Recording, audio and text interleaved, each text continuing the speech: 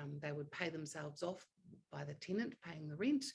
And then when they were mortgage free, I would live off the income, and I would be able to retire in my 40s was the plan. And I wanted 10 properties. So I've always had a belief in property, and I have always gone down this road and have found myself doing very well out of property. But I talk to a lot of women through the Inspirational Women Network. I meet a lot of women, and we talk about the things that happen in life, and the safety of being able to take care of ourselves. And a lot of the women I meet, and I don't know if you resonate with this, but they live for today without preparing for the future. They don't worry about the future. They just live in today, and they spend their money in the good times, and then they suffer in the bad times. And often the quality of life that they have is dependent on another partner financially. And if that partnership breaks up, they're in trouble. And they reach retirement age and they can't afford to stop working. And I have two very close friends that this has happened to them. So this is not just statistics. This is real people I meet and see and talk to. And imagine where you get to the stage where you don't want to work anymore, but you have to move in with your family because you can't afford to pay the rent or the mortgage on a property. And at the end of your days at work, and then life happens. And it's more about that living in the moment rather than preparing for the future. You know, you suddenly want an expensive wedding, or you find you want to have a baby, or, you know, we all live in different countries now. You need to travel to see a loved one that needs you. Your car breaks down or is broken, or you lose your job. You know, life happens, and we're often not financially prepared. What's unique to women as well is that women earn less than men. There is a pay gap, and it's still there. We are more likely to work part-time, specifically for long periods of time in our careers. We are often, the women, it is the ones that often leave work to have the children. And in the single parent households in Australia, 80% of them are women. Workplace ageism is alive and well. Men generally get to stay longer or can be appointed at an older age. But if you talk to the people at the employment agencies, women over 55, they just can't find them work. Because we spend less time in the workplace, our superannuation is less, and yet we live longer when we retire. Did you know that hundreds and thousands of single women here in Australia over the age of 45 are living in a state of economic distress? So this is not just a young woman being reckless with credit cards game. This is older women too. This is all of us. The largest number of people getting divorced in Australia right now are in their 60s, and the fastest growing number of homeless are women over 70. That's a really frightening statistics. Financial independence gives us choice. Where we live, how we live, who we live with, and when we retire. That's why I always wanted to be financially independent, so that I could do as I please when I please. We can provide for ourselves, and we rely on no one for our future security. That's how I sleep at night, knowing that I can take care of myself. So I invested in property, and people ask me, why property? And I say, well, you know, do you know anybody who is lining up, knocking on your door to give you money? Well, you know, there isn't. No one's going to say, here, have some money towards your future security. But the bank is. The bank can't wait to give you money. And your tenants, they sign an agreement to pay you rent every month. So that that income allows you to build your future wealth. So to me, it's a no-brainer. Use somebody else's money, and tenants pay the loan back for you, or substantial amounts of it. Here's some quotes from people who are wiser than me, but they all believe the same as me. Will Rogers says, don't wait to buy real estate. Buy real estate and wait. You know, it's a long-term game. The best time to buy a home is always 5 years ago. Everybody wishes they bought before the prices went up. Well, in another 5 years time, we'll be saying the same. Buy now. 99% of all millionaires become so through owning real estate. And the wise young person or wage earner of today invests their money in real estate. Andrew Carnegie. The best investment on earth is earth. So I'm a true believer. The thing is that people go, oh, I look at the houses where I live and, the nice ones, that I'd want to buy, and they're all too expensive. Well, you don't have to live in it. The property that you live in is your liability. We're talking about investment property. Even if you own your own home now, we're talking about buying property for others to live in, where the tenant pays the mortgage.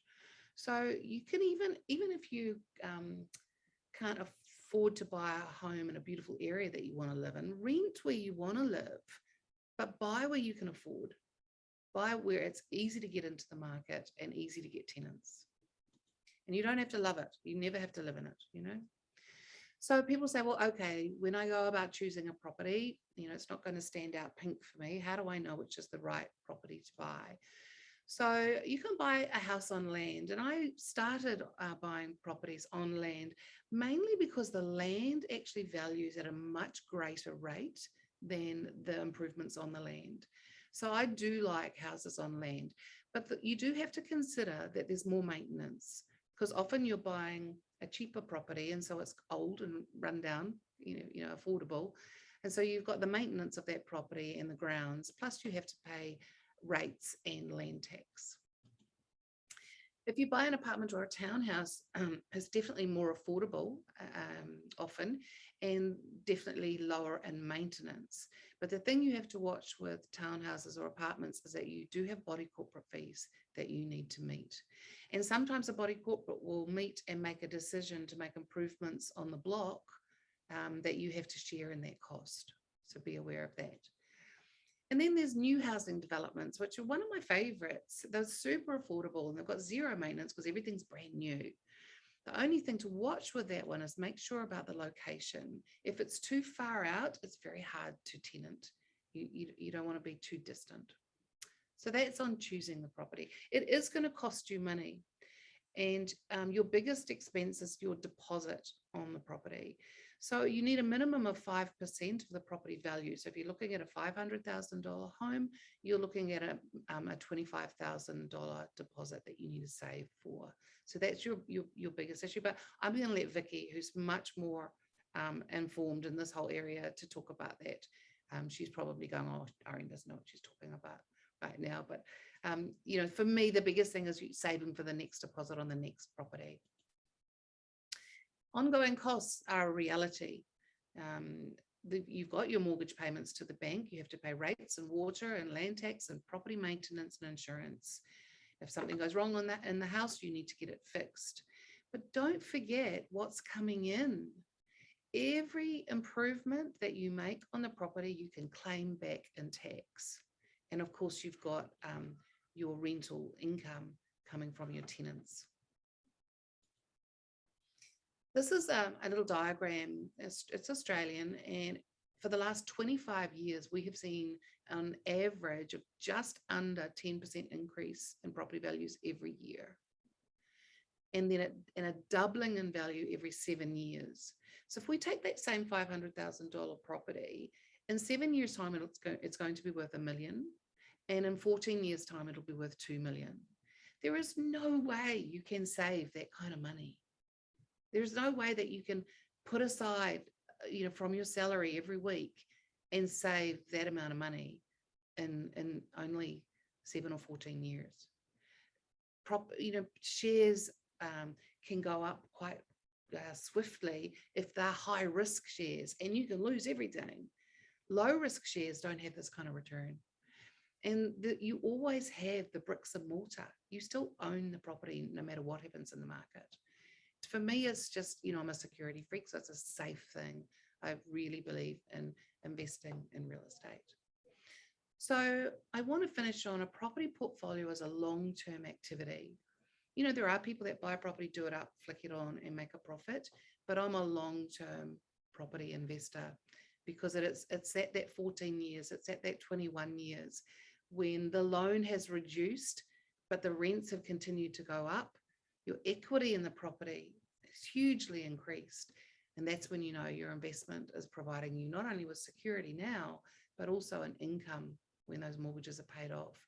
And I did reach my goal. I'd love to tell my careers counsellor at Kamo High School in Whangarei, New Zealand, that I did reach my goal of 10 properties, and 7 of them are now mortgage free. So just purely income for me. My only regret is that I didn't buy 10 more. So with that, I'm going to stop sharing my screen, and I'm going to hand over to the lovely Vicky Devine to talk with us about being loan ready. So thank you, Vicky. I'll hand over to you.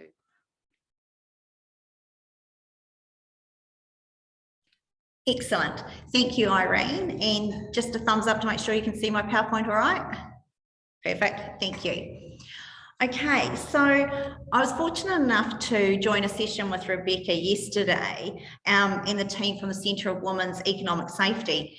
And some of the speakers were very raw about what they talked about, their own life experiences, about the high of owning your first home to the really traumatic disruption and heartbreaking situations you go through when you lose that first home, when you go through a divorce or just a partnership breakdown. And that's one of the things as mortgage brokers, the biggest rewarding part is when you do put people into their homes and into their kingdoms and their safety zone. But then the times that we see it when these partnerships break down, and they break down so angrily at times, it's not only the partners that are hurt, it's the children and the extended family as well. So today, what I want to do is be remiss if I didn't give you a quick snapshot of where the Australian market's at the moment, because yes, there's lots of happening, there's lots of market variables happening, but then I want to talk about being loan ready and what are the little triggers that we're seeing as brokers that signal that there is a little bit of economic abuse happening in the household. So we'll just work through that today. So the refinance market, obviously it is a huge piece of our work at the moment.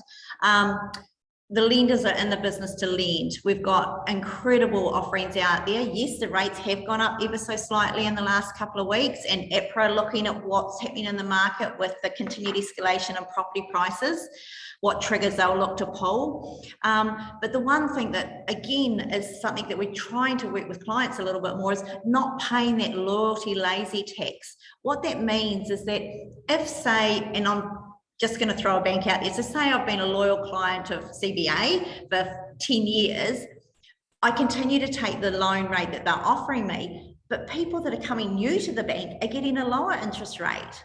So there's just little things like that that are happening across all of our lenders that we just have to be mindful that let's not sit back, let's be proactive on what are the interest rates that we can be looking to get it discounted on, because why will we wanting to be paying more to the lender?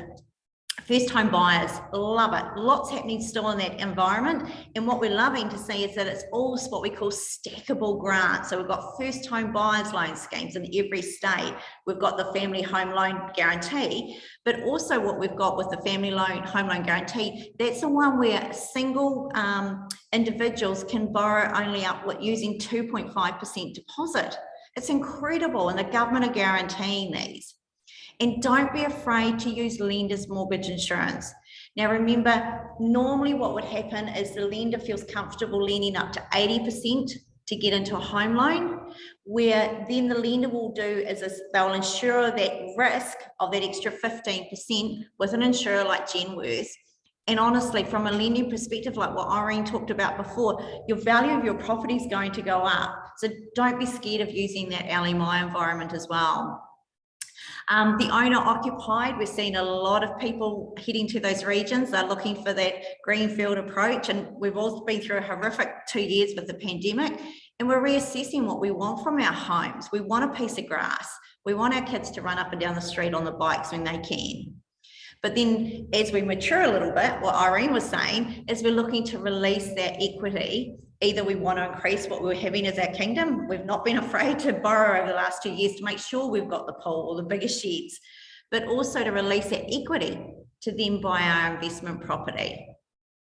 I think we've gone through a stage, investors, we've had the fear of missing out, the FOMO, and now we've got this fear of joining in because we don't know whether to sit and wait till March next year, hoping that interest rates will stay where they are, but also the market will soften. So there's a little bit of trickery seem to be going on in the market at the moment.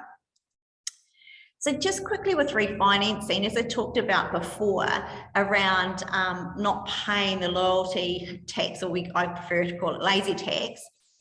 We had a business owner of Harcourts, and hey, 2.89, good rate, 26 years, and the repayments were around just on $1,700 a month. But what we managed to do is drop it by 6 basis points, which is a lot. Reduce the cash flow output.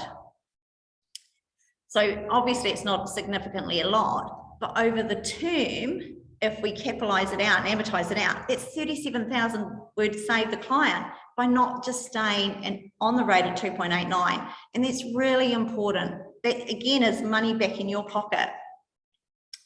Overall with this client, they had an investment property and their own property. So not bad for a couple of hours work with our mortgage broker, 67,000 back into the business owner's pocket. And that enabled them to release some equity and buy another property.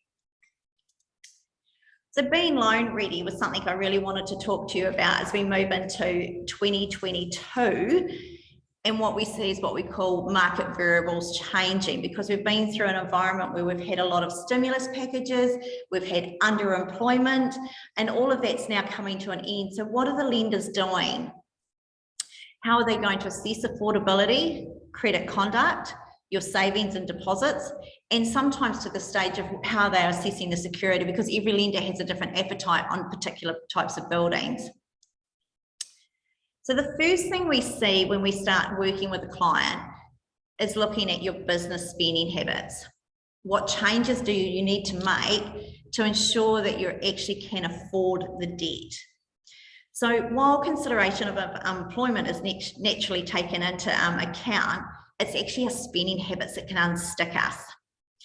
So this is the first trigger we can see at times when we're seeing some economic abuse in the household. It's like going to a doctor. You've got nowhere to hide. Your test results are going to show you really what's going on. So how we prove or validate what our true spending habits are or our income is that we have to provide 90 days bank statements on all bank accounts, all home loan accounts, all debts, and all credit cards.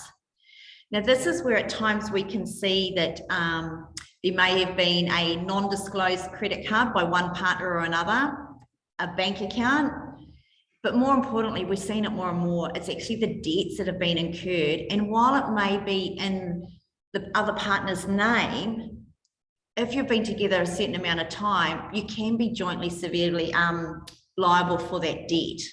So this is where at times we'll get into a stage where we meet Jack and Jill, we've had a fabulous conversation, they're looking to buy their second property, or refinance is usually a trigger, and we'll find that one or another of the partner has some hidden debt, some expenses after pay, and or some credit cards, and that's when it becomes quite uncomfortable. Obviously, you know, the broker has to disclose it, but you know, we've even found properties owned and other people's names as well, and it's got awkward.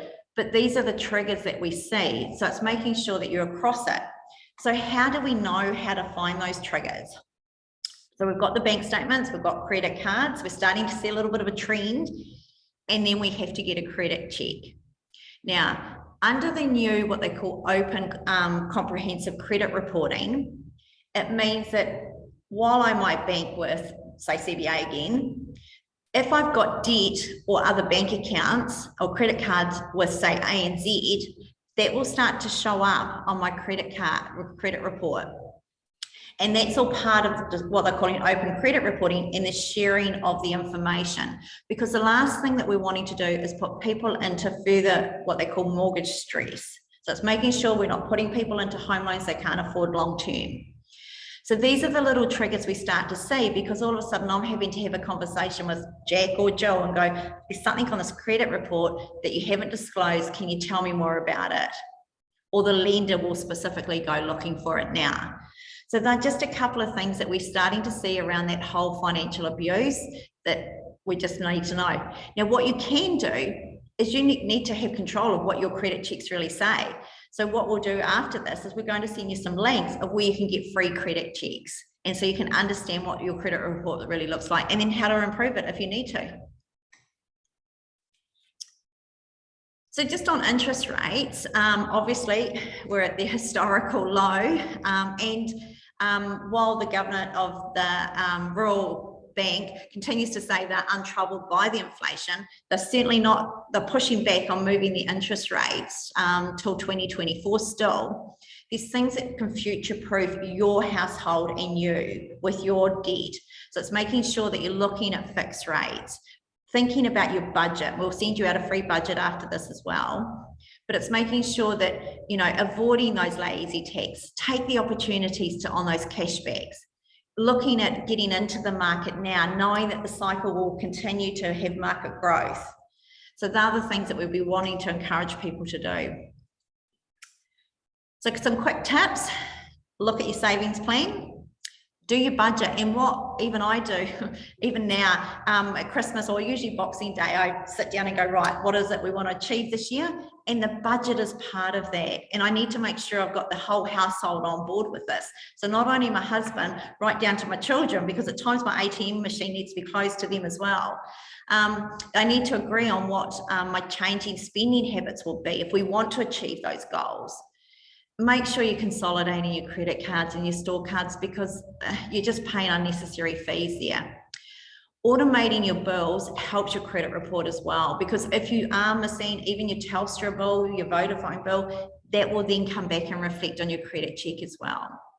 3 months can change everything of what you want to do. It can clean your bank accounts up, it can change some of your habits and put you in that position to actually move forward onto the next journey, what you're wanting to do with your property.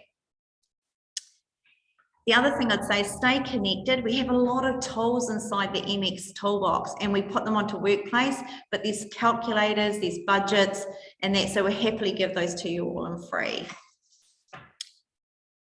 So thank you, Irene. I'll pass back to you and move through to the next section. Thank you, Vicky. Nice to know that in 3 months you can wipe the slate clean and have the credit rating. I love that. I'll mention here too that when we are recording this, that we'll post this on the Inspirational Women Facebook page, and along with this recording we'll load I have a little booklet that covers everything I talked about, and Vicky, you mentioned some links there for free credit checks, and I'm sure Rebecca will have information as well. So do look out for Inspirational Women on Facebook and we'll follow up with you there. It is my great pleasure now, though, to introduce Rebecca Glenn. Rebecca founded the Centre for Women's Economic Safety to raise awareness of economic abuse as a form of domestic and family violence, and advocate for structural and system change to support women's economic safety. She's also an assistant director of Insight Exchange, which is a domestic violence service management. So a pretty amazing woman supporting us women. Rebecca developed her passion for financial well-being while working as a communications executive at the Association of Superannuation Funds of Australia. And in that capacity, she was an executive committee member and campaign director for Money Smart Week, before being appointed founding CEO of a non-for-profit organisation, Financial Literacy Australia. Starting to build a picture here of why Rebecca talks about what she does. Before Insight Exchange and the Centre for Women's Economic Safety, she worked for the Commonwealth Bank, CBA, Vicky, as you spoke of, developing its employee financial wellbeing program. And as a member of CBA's Domestic and Family Violence Working Group, Rebecca worked with a range of experts to develop the Women's Financial Wellbeing Guide, and partnered with Domestic Violence New South Wales to produce the Addressing Financial Abuse Guide. So maybe these are some of the things we could post, Rebecca, later. She also led the development of the bank's first financial inclusion action plan. How cool is that?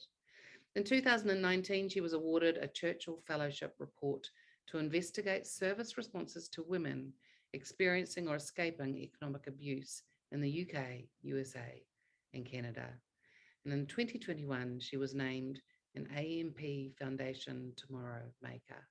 Wow, we are so proud and pleased to welcome Rebecca to our webinar today. I'll hand over to you, Rebecca, and thank you for being here. Thank you. Thanks so much for having me.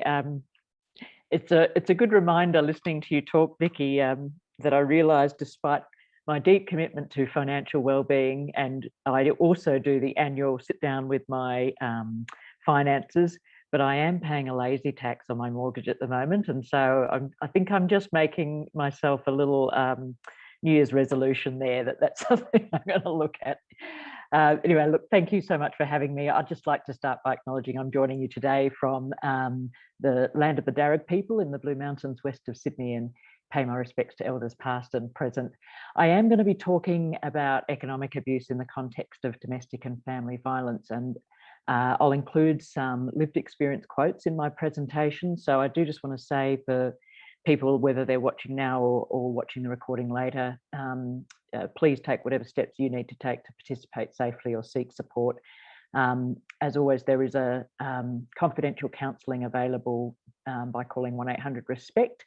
And if you are looking for more information about your economic safety out of interest or because you're concerned about money in your relationship, then I encourage you to visit our new website, economicsafety.org.au, which you can see on the screen there. And I'll share those links with you later as well. As we've heard, economic abuse is really common and yet still often not recognised. It's so interesting to hear, Vicky, that I think we have this idea about domestic and family violence, that there's police and specialist DV services for that. And, you know, perhaps for some forms of violence, more of the physical violence, you see that may be the case. But hearing what you talked about some of the signs that you see makes me think, you know, I think we're actually maybe don't have quite the right picture about who are so-called first responders to people experiencing economic abuse. And I think mortgage brokers are seeing a lot more of this than people would give credit for. So really interesting.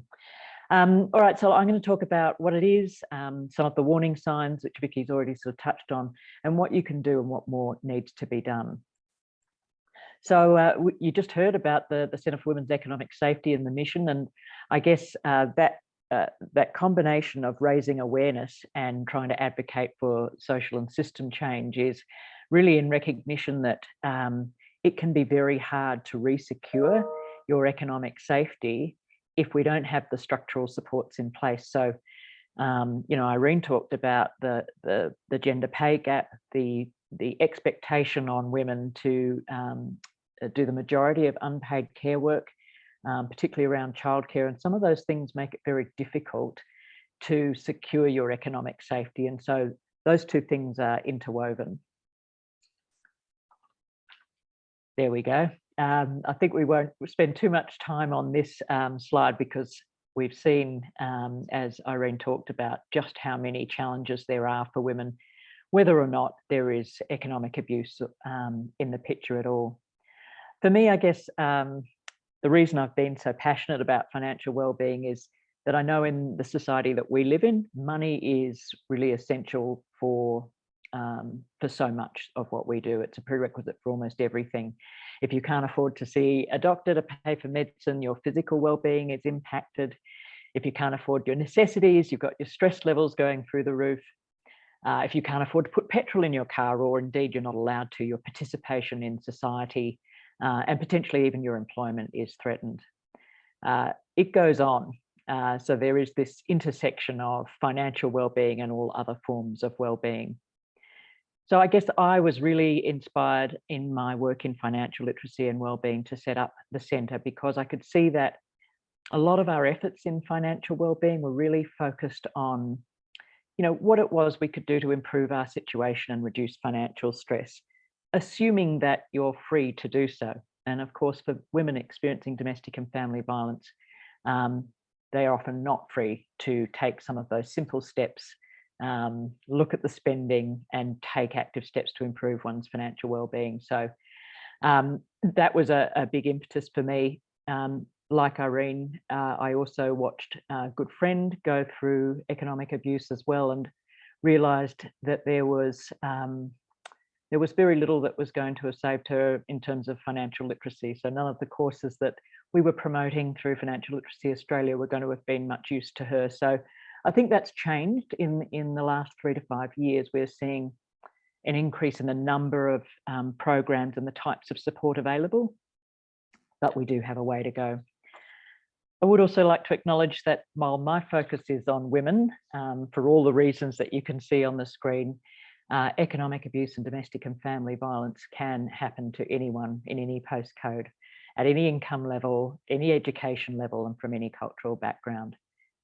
We do know of women experiencing economic abuse. The highest cohort, the highest percentages of women experiencing economic abuse are women with a disability. So I think there needs to be some extra care and attention there. So what do we actually mean by economic abuse? I think we all have a general idea, but I thought I'd share a definition just so that we're all on the same page. And I think I can pull out some examples of the detail of this. So it's a form of family violence that involves a pattern of behaviour designed to control a woman's ability to acquire, use and maintain economic resources in a way that threatens her economic security and her potential for self-sufficiency, which all sounds very academic. And so let's have a look at some of the tactics that can constitute economic abuse. So we talked about that intent to limit someone's ability to acquire, use and maintain. So let's look at some of the examples across those three. So what you probably hear most about is those examples of limiting a woman's ability to acquire resources. So not letting her work or study, doing things that make it difficult for her to hold on to a job, whether it's hiding the car keys or harassing a person while they're at work, or refusing to contribute to support children. Some examples of limiting a woman's ability to use money, controlling access to cash or bank accounts, unreasonably controlling what they spend money on. So perhaps, demanding receipts and dictating what every cent can and can't be spent on, and often hiding financial information and assets as well. And then in that last column, the kinds of tactics you might see that might limit a person's ability to maintain their economic resources are running up debts in the other person's name. It could be damaging property, which is, deliberate to incur cost. Or it could be refusing to contribute to household bills or spending money that is needed for household bills on other things that benefit the perpetrator only. I'm going to share some examples with you, one for each of those kind of columns: acquire, use and maintain. So this first one is Sandra, and it's an example of someone being limited by their partner in their ability to acquire economic resources. So a bit more context about Sandra before I read that quote from her. She was a teacher. She loved working. She really wanted to keep working. But by the time she had her first son, her husband was already coercively controlling her. So he was deciding what she could and couldn't wear. He'd tried strangling her when she had said something critical about his mother. And so this is her quote about after she had her first son. As soon as I had my son, he told me to leave my job, stay at home, look after the kids, I'll earn the money. That wasn't what I wanted. When I was pregnant with Daniel, I went for a promotion which involved a 2-day interview process. And the night before the interview, Rick insisted that I hem his trousers instead of preparing for this job. After the baby was born, he said, "You're going to resign." I knew then that you don't challenge him if you want to stay out of trouble. So when I finished my 6 weeks maternity leave, I walked in with my resignation papers. So Sandra, that is a pseudonym. All of the names have obviously been changed, but you can read more lived experience stories of family violence involving economic abuse, either on the Centre for Women's Economic Safety website or on the Inside Exchange website, where I also work. This second one is an example of a man who controlled his partner's ability to use economic resources. Again, this is a woman who worked. In fact, she worked throughout her marriage. She had 3 children, and her husband used emotional and economic abuse to control her. First, he took a job in a country town away from Sophie's family and friends. Didn't discuss that with her. They just were moving. And once they were there, he took control of her finances. So here's how she described it. I was earning money, but had no access to it. He was an accountant. My pay went into my account, but he had a card. So he had access to my account, and he would then organize a sweep where the money would just transfer to him. He was a very creative accountant, very creative, and everything was hidden. Interestingly, economic abuse doesn't just happen during a relationship, it can continue after. So in Sophie's case, many years after she left him, and I'm pleased to say that Sophie is doing really well and her career is on a great track, but she's really had to start all over again. But after she left him many years later, she found out that he had made her the director of a company of his. And the only way she discovered this was when one of his business partners decided to sue her. So it's not always over when the relationship is over. I thought that's really important for us to remember. And so the last, this is a reasonably distressing sort of example. I'll just say that up front, but Maya, again, a primary breadwinner in her household. She had 2 young kids and a mortgage. Her partner really struggled to hold down a job. And so she was kind of concerned for his health, but also she worked unusual hours and nights and felt that she couldn't leave him because she needed him to be looking after the kids so that she could go to work because he couldn't earn money otherwise. So she really felt stuck. Any time that she would try and put her foot down in terms of his spending, he'd become physically abusive or would threaten to kill himself. So this is an example of economic exploitation in which Maya's partner made it impossible for her to maintain economic resources. So this is the quote from Maya. He spent $5,000 in a day. And when he came home, he goes, I need you to give me your key card. And I said, no. And he goes, I need you to give me your key card. I was like, I'm not giving you my key card. And he starts pushing me around, give me the effing key card. And he tried to choke me. And it was the first time I thought, wow, he could kill me. So I ran and he pushed me into the bathroom. I'm in the fetal position. He spits on me. He just spits on me. He goes, you're a piece of trash. You're nothing. That's what you are. I ended up giving him the card and he spent it all. And I know that's a distressing one. I share that for the reason that I think a lot of time people have this idea that, you know, if you just enforced your own boundaries better, it would be, you know, you wouldn't be taken advantage of. And I think this speaks to the fact that most victim survivors of economic abuse and other forms of abuse are not passive in their attempts to limit the harm that is caused. But the intent of perpetrators is to overpower and overcome that resistance, which is always there. So what is common, I guess, across all of these examples is that it's happening alongside other forms of abuse.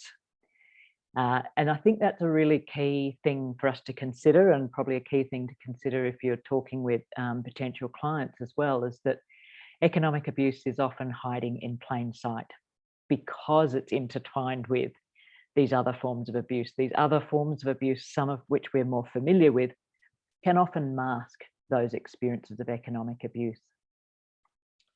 We talk about the social isolation that people experiencing domestic violence experience. Well, how has the victim been isolated? Often it's because a partner has restricted access to, could be money, but it could also be phone, it could be transport. So that's not just emotional abuse, it's economic abuse.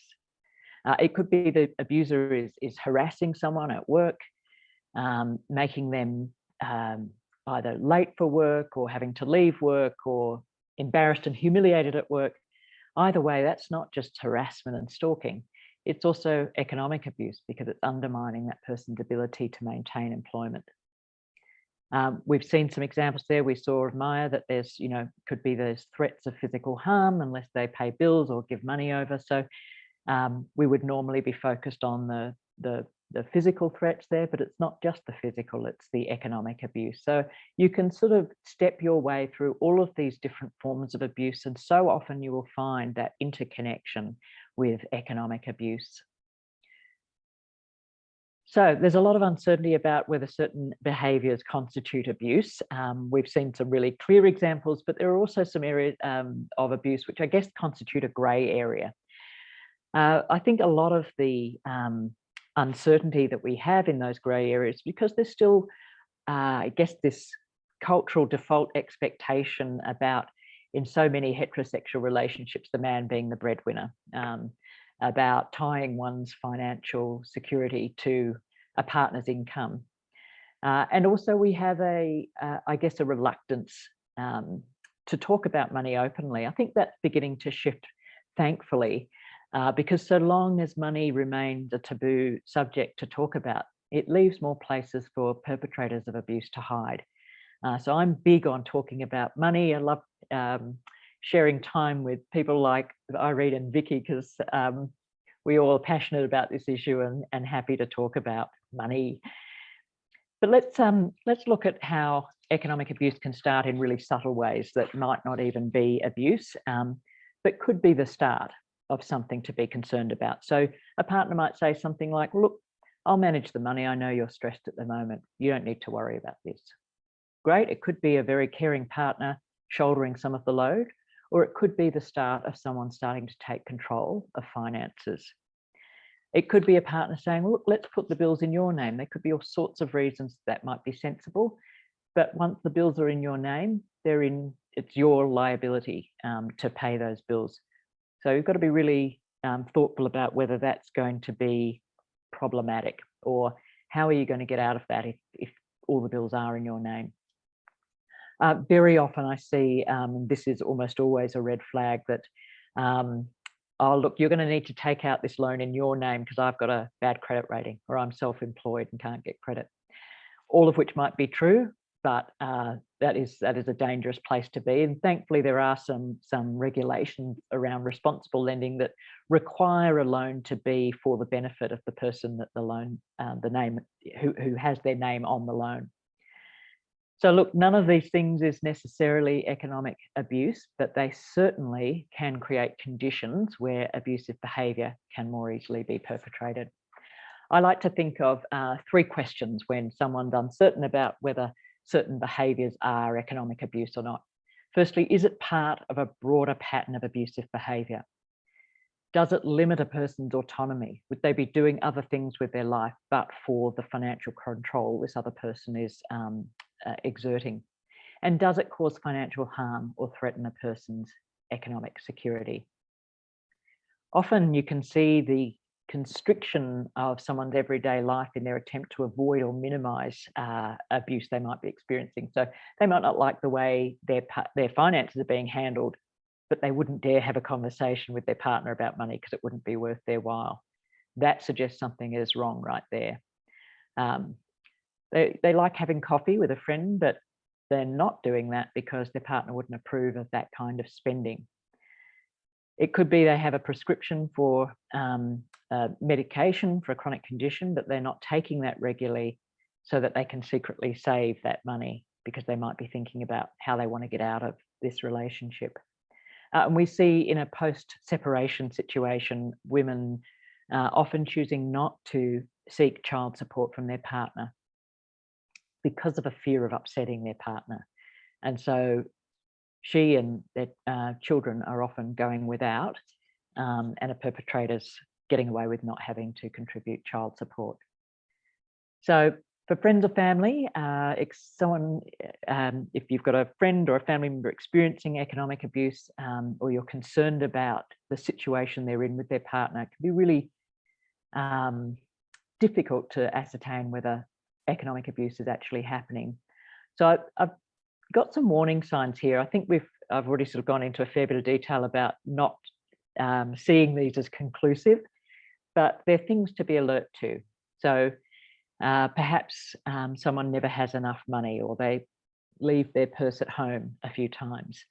Perhaps food is in short supply. It could be that they're ignorant of joint finances. They may appear to be in some kind of conflict with their partner about money. They might say their partner deals with money matters and they don't know what the situation is there. They may not have access to the joint bank account, or they may reveal that their wages or benefits are being paid directly into a joint account or their partner's account. The not socialising we touched on there, they might be making excuses because actually the way they socialise with friends is in restaurants or pubs or cafes, places that cost money. And they might be working really hard looking after their children while their partner is out all the time. If they've left their job when you know that they like their job or they had pride in working, that's often a red flag. Or expressing a desire to work but saying their partner wouldn't like it. Unusual shopping habits or anxiety, perhaps they use cash or not a card, or they seem anxious and make really lengthy decisions when shopping, or they might actually say out loud things like, oh, he wouldn't let me spend money on things like that. And it may be that you see a notable contrast in a person's spending habits compared to their partner. Unfortunately, I've heard numerous examples of a woman having to get the sort of the black and gold home brand version of everything because their partner is spending on designer clothes and toys, boys' toys and other things for themselves. And then the last one that could be a red flag is if you know, their clothing seems to be worn out or ill-fitting, or they don't seem to have the money to have their hair done, and they perhaps used to take pride in their appearance, or they're unable to buy the kind of personal items that support that. So, as I said before, none of these necessarily mean that someone's experiencing abuse. Particularly, these red flags, I guess, just indicate financial stress. So it could also indicate potentially a gambling problem or other addictions. But it's important, I think, that understanding that in the broader context, if these things are happening because of economic abuse, there is almost certainly other forms of abuse. And the social isolation is real and it's devastating. And so if you can reach out to your friend or family member and stay connected with them, you don't have to boldly proclaim your thoughts about what is happening to them, but you may want to stay in touch and suggest ways of catching up that don't involve money. Or that it lower the effort on their part so that you can try and stay connected with them. We know this is a common problem. Conservative estimates suggest more than 1 in 6 women in Australia will experience economic abuse by their current or former partner. And of course, among women who present to domestic violence services, between 78 and 99% of them are experiencing economic abuse. The high financial stress that we see in Australia is linked with economic abuse in a way that I think is not often given much of a focus. So there was a study done that was the prevalence study into economic abuse that found that more than 60% of women in high financial stress in Australia have experienced economic abuse. So I think we're not making that connection often enough. We know it has a huge impact. It erodes a person's financial independence. It undermines their well-being, as we discussed, across all of those different areas of well-being. And we know that that lack of economic safety is a key reason people stay with an abusive partner or really feel compelled to return to an abusive partner. Women experiencing domestic violence have more difficulty paying bills. They carry higher average levels of debt and are more likely to go without food when they're hungry, often because they're trying to provide for children. And we saw those figures that Irene shared, that more than 80% of single parent families are mothers with children, many of whom have experienced domestic violence and economic abuse. Women experiencing domestic violence are much more likely to cease paid employment, often as a direct result of that abuse or simply from the stress that they're carrying day to day. And domestic and family violence is the primary reason women seek support from homelessness services. And we saw that stat earlier about this growing cohort of older women in homelessness. So this is why I set up the Centre for Women's Economic Safety, not just to address economic abuse and raise awareness of it, but really to shine a light on the economic safety aspect. And when I say economic safety, I'm talking about that human right to a standard of living adequate to maintain health and well-being. So housing, food, clothing, medical care, and that right to security in the event of circumstances beyond a person's control. So this is in the UN Declaration of Human Rights. So it means being free of economic abuse, receiving fair and appropriate financial support for children or others in your care, and having structural and systemic support to maintain and build your economic safety over time. And I've got that quote there from Jessica, whose full narrative is on Inside Exchange, but I think it's just so concisely captures that link between whether you have economic safety, whether it's economic safety or abuse, or your physical safety or abuse, those things are just so interlinked. I eventually left because of the domestic violence, and she's referring to physical violence, but I went back to him a few times, first because I panicked. What am I going to do for money? I was frightened. I had our 2 children who were just 10 months apart, and she didn't know how she was going to survive.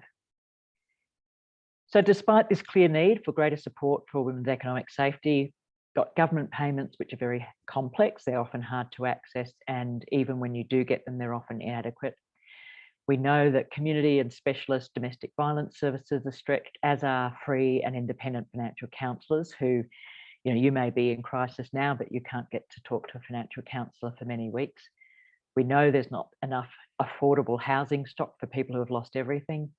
And of course, legal options for redress are unaffordable for many women. And even where legal aid is available, it's only available to a very few. So we need more resources, but we also need to lower demand for these services if we're going to start making a difference at all.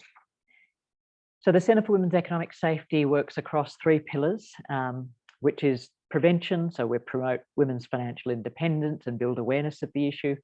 We work in advocacy for policy, process and legislative change, and also changes to the design of products and services. So we do that with business, NGOs and governments. And our 3rd pillar is support. So connecting women who are experiencing economic abuse with the information, resources and support they need.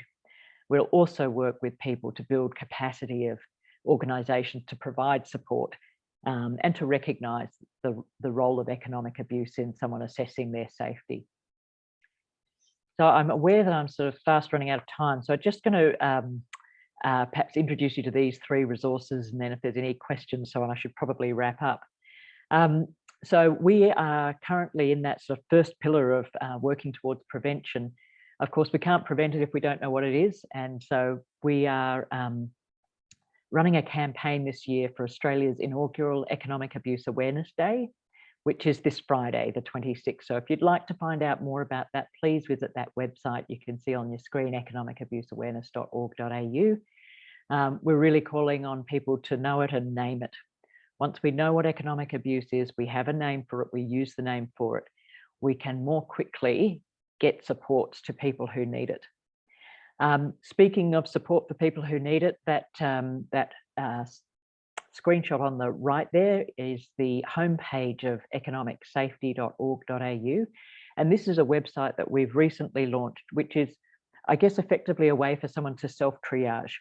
If you're concerned about money and your relationship, if you're concerned about someone you know and what they might be experiencing, or if you know that you're experiencing economic abuse, you want to escape it, or you're trying to rebuild from economic abuse, that site has links to information about products, to information about services that may be useful to you.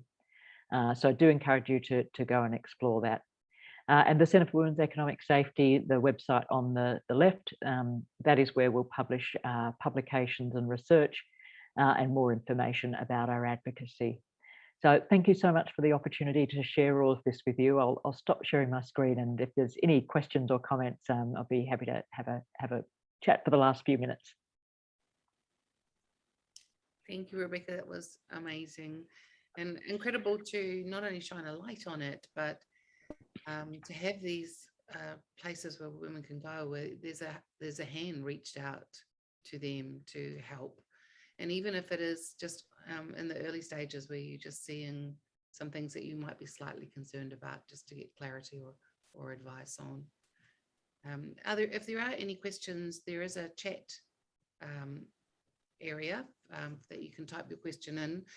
But I do appreciate that it is quite a personal topic. So I'm sure that if you can reach out to Vicky or myself or Rebecca, we'll be happy to answer your questions one-on-one, if that's Yeah, very happy. what you would prefer. I do believe that we have a responsibility as women to take care of our own future, no matter our age. And I think that it's gone as that generational time, probably my grandmother's time, where the men took care of the money and we didn't really even have an interest in it. And we were criticized for buying too many pretty dresses. I think that that time has passed, and we are responsible women, and we need to get clear on our finances. And the booklet that we will post on our website will give you some budgeting tools so that you can get clear. We have Mortgage Express and the services that Vicky's going to post about, what is your credit rating? So prepare for life that's going to happen to you, because life does happen to you if you're young. Prepare for your retirement if you're getting on in years as I am. And, share your life with someone, but maintain control of your security. And if you're not sure how much control or how to have that control, then reach out to some of the services that Rebecca has spoken to us today about. I think the loveliest thing I took from today was that when people are in trouble, when friends are in trouble, when there's divorce happening around you, help out financially. They don't just need a shoulder to cry on. Sometimes just, help out people financially, because one day it could be you that needs that help. And if you love me at all, please save for a deposit on your first investment property. And instead of aiming for 10, aim for 20, and you'll find that you will always feel secure and have choice in life. So thank you for your time today. Thank you, Rebecca, very much. Thank you, Vicky. We look forward to another webinar sometime in the near future, and look out for us on Inspirational Women's Facebook page. Okay. Thanks for having me. Bye. Bye.